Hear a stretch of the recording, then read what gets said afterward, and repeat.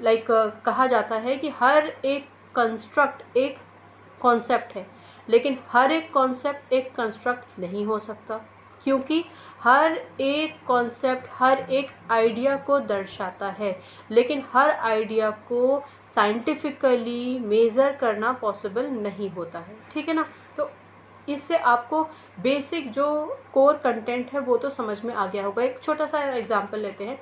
मान के चलिए आप कह रहे हैं कि मुझे भूख लग रही है, तो इसका मतलब ये कॉन्सेप्ट हो गया कि आपने सुबह से कुछ खाया नहीं है, आपको भूख लग रही है। लेकिन साइंटिफिकली इसको कैसे देखा जाएगा? न्यूट्रिशन डेप्रिविएशन। आप अगर भूखे रह रहे हैं बहुत समय तक, तो फिर उसका आपके शरीर पर क्या इफ़ेक्ट पड़ेगा? आपका ब्लड प्रेशर कैसा रहेगा? आपको कमज़ोरी तो महसूस नहीं होगी, आपको सर दर्द तो नहीं होगा, एट्सेट्रा एट्सेट्रा। ठीक है ना।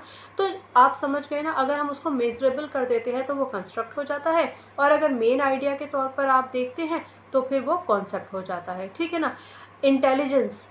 इंटेलिजेंस क्या है? हम कहते हैं बच्चा इंटेलिजेंट बहुत है, ये व्यक्ति बहुत इंटेलिजेंट है, इसका मतलब बहुत होशियार है, चीज़ों को जल्दी समझ लेता है। लेकिन कितना जल्दी समझ लेता है?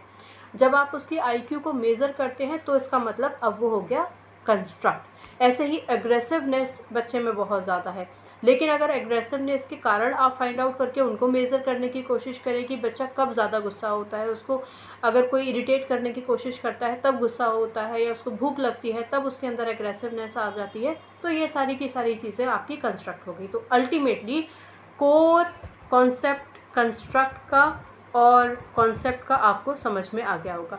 कंस्ट्रक्ट जो मल्टीपल इंडिकेटर्स के माध्यम से साइंटिफिकली हम नाप सकते हो, ठीक है, वो हमारा कंस्ट्रक्ट कहलाया जाता है। इंटेलिजेंस को मापने के लिए आईक्यू स्केल्स होते हैं, मोटिवेशन को मापने के लिए भी आपके पास अलग अलग साइंटिफिक टूल्स होंगे जिससे आप पता लगा सकेंगे कि ठीक है, जब इस बच्चे को हमने मोटिवेट किया तो इसने 20% अपना ग्रेड इम्प्रूव कर लिया, यानी आपने उसको मापा।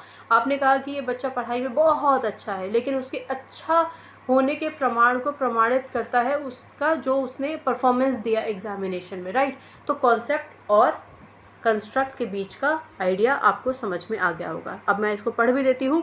कंस्ट्रक्ट एक जनरल आइडिया होता है जो किसी भी